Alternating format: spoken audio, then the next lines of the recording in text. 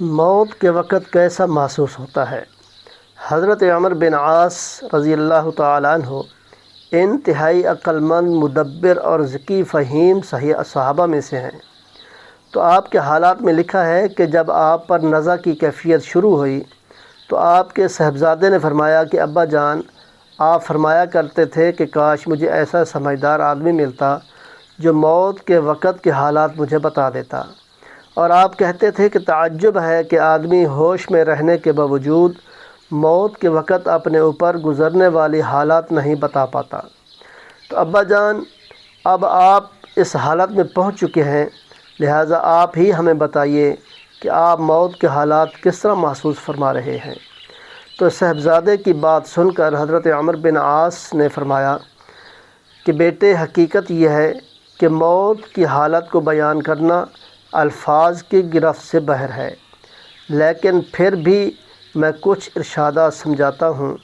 میں اس وقت ایسا محسوس کر رہا ہوں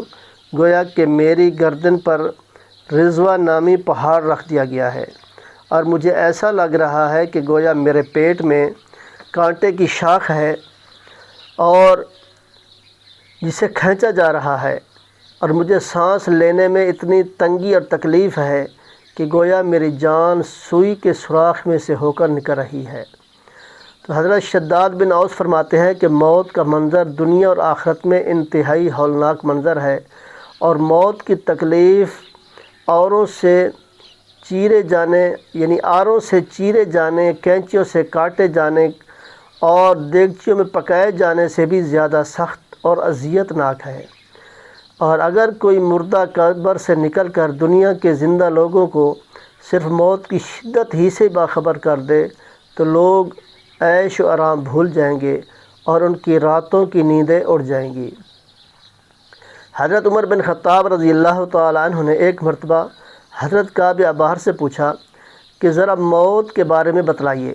تو انہوں نے جواب دیا کہ امیر المومنین، اسے یوں سمجھیے کہ کوئی انتہائی کانٹے دار ٹہنی آدمی کے پیٹ میں ڈال دی جائے اور اس کے کانٹے ہر رگ اور جوڑ میں پھنس جائیں، اور پھر کوئی نہایت طاقتور آدمی اس ٹہنی کو پکڑ کر سختی سے کھینچ لے تو اس عمل سے جتنی تکلیف ہوگی اس سے کہیں زیادہ تکلیف موت کے وقت ہوتی ہے۔ لہذا انسان کو ہر وقت موت کے لیے تیار رہنا چاہیے۔